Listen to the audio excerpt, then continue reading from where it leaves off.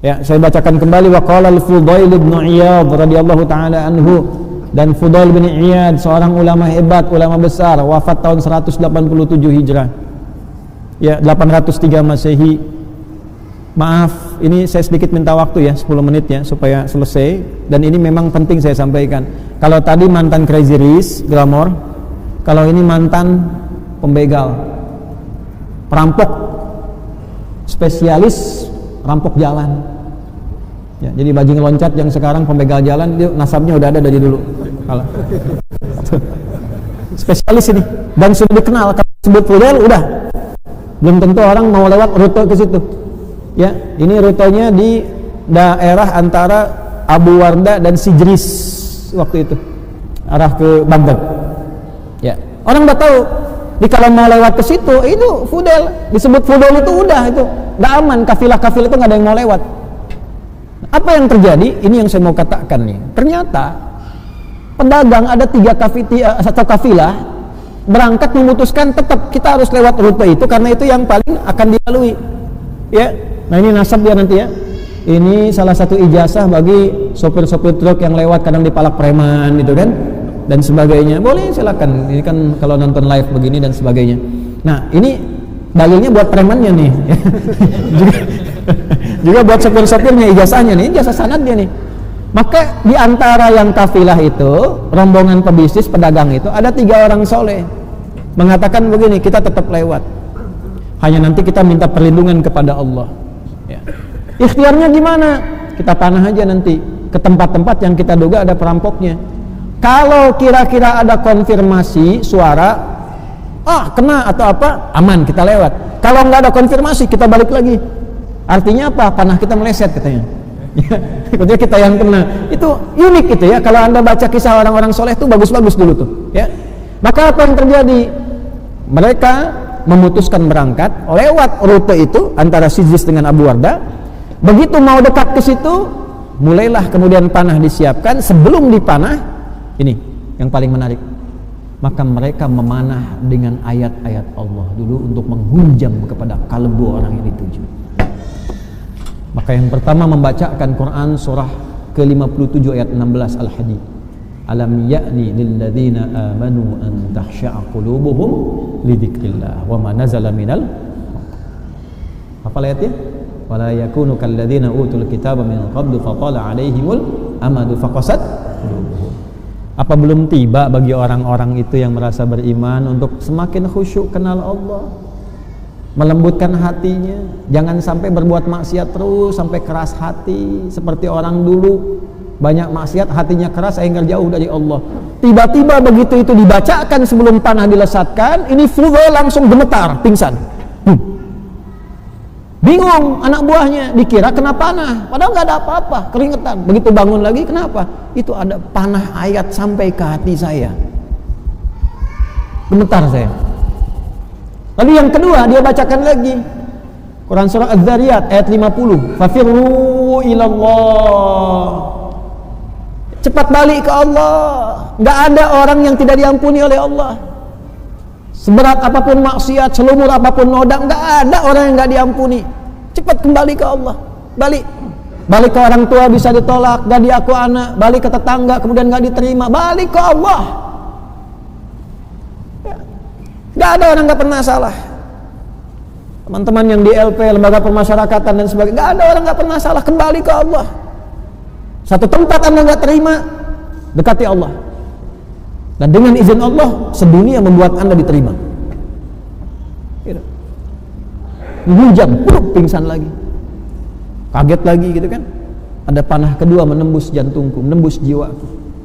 Yang ketiga dibacakan Az-Zumar tuh ayat 54 itu, wa anibu, dan segera kemudian bertobat, balik. Ya, tobat, anib itu jalan kembali ke jalan yang lurus lagi. Itu runtut 3 ayat itu. Lembutkan hati, dekati Allah. Jadi kalau udah putus harapan dengan manusia, ya, jangan putus harapan dengan Allah. La taqnatu min rahmatillah. Jadi simpulkan pada hati kita, Allah selalu menerima kita. Ya. Keluarga belum terima, lari ke Allah, minta lembutkan hatinya. Ya. Calon yang dilamar belum terima, kembali kepada Allah, terus dekati bapak mertuanya. Minta balik ke Allah, balik. Nah, dibacakan 3 itu, jatuh lagi, lalu ketika bangun mengatakan pada anak buahnya, pergi kalian semua, sudah tiba saatnya saya meninggalkan perbuatan saya ini. Kena panah 3, yang panah fisiknya enggak kena, tidak mengenai, itu panah ayatnya sampai kepada jiwanya. Kalau itu yang 3 pedagang itu enggak bersih hatinya, mustahil ayat sampai pada jiwanya. Bersih hati. Ya. Dulu orang baca Toha, getar hati. Baca Al-Fatihah, penyakit sembuh. Ini Fatihah udah, Yasin sudah, Al-Kahf udah nggak sembuh-sembuh. Bukan karena ayatnya, cara bacanya itu nggak tepat itu. Kurang bersih hati, kurang bersih. Ya, kumpulin santi suruh bacain Quran, santinya dibayar, datang santi kemana? Sana, amplop udah nggak ada, ya udah. Cuma dapat Qurannya, barokahnya enggak. Makanya kalau mau baca Quran, bersihkan dulu hatinya, bersihkan, taubat dulu. Kenapa ada isti'adzah di situ? Supaya hatinya dibersihin dulu. Supaya yang dibacakan itu kalau nggak ke orang lain, ke kita itu ada getaran. Allah itu Pak Ibu maha baik. Ya, Anda itu banyak salah, terus mau ngaji, baru wudu, tenang, buka Quran, keluar ayat sesuai dengan kebutuhan kita. Kok bisa ayatnya sama begitu? Itu kurang baik apa Allah itu? Nah, sehingga Fudail dari peristiwa itu memutuskan pensiun tuh. Ini preman pensiun sudah ada dari dulu. Bayar royalti tuh Fudail tuh. Ya. Selesai pensiun, memutuskan untuk mendekati Allah. Datang ke Mekah tadi. Datang ke Madinah. Ibadah aja di situ. Yang paling menarik tiba-tiba apa? Khalifah presiden pada waktu itu Harun ar-Rasyid mimpi, dalam mimpinya diarahkan untuk ke Fudail. Ya, ada kalimat dalam mimpinya. Ya, ada hambaku yang telah mendekat kepadaku namanya Fudail bin Iyad, temukan dia. Dalam mimpinya, presiden mimpi, dalam mimpinya diarahkan kepada mantan preman. Anda bayangkan, mantan begal, mantan perampok, berubah jadi orang baik. Tiba-tiba apa yang terjadi? Ternyata beliau sudah berubah jadi baik, jadi soleh, sampai meninggalkan tempat di situ yang viral sebagai perampok ke tempat lain yang dekat dengan Allah. Masyarakat akhirnya memviralkan dia sebagai seorang hamba yang sangat dekat dengan Allah. Ini ahli ibadah, ini ahli gini. Tapi beliau mengasingkan diri. Kalau sudah viral begitu, pindah ke tempat lain yang nggak kenal, dekati Allah. Terus mengatakan pada dirinya, Yalmusi, pendosa, kamu ini disebut orang soleh, padahal kamu ini banyak salah. Kamu ini disebut pintar, padahal kamu banyak bodohnya. Itu viral sekali itu. Kalau ulama-ulama kita yang punya nasab ini nyambung tuh. Ya, kamu dikiranya banyak amalnya, dermawan, padahal kamu itu masih pelit. Ke dalam dirinya begitu terus.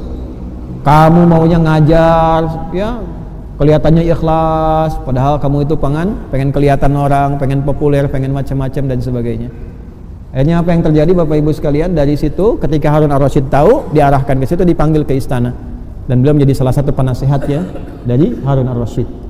Dan beliau menjadi salah satu guru dari Imam Asy-Syafi'i, ya, yang nanti ditemani dalam pendakian ilmu dari Imam Asy-Syafi'i, dan nanti juga ditemani juga oleh Bishr tadi, karena Bishr kan lahir 179, ini wafat 187. Bishr al-Hafi itu dalam masa beliau muda-mudanya itu pernah bersamaan waktu dengan ini, tapi belum sempat ngaji yang benar, karena kan tadi jalur hidupnya beda. Inilah Fudail. Tak peduli latar belakang kita, Anda apa.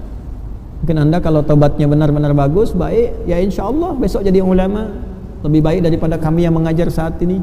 Kalau bukan Anda anaknya, kalau bukan anak Anda cucu.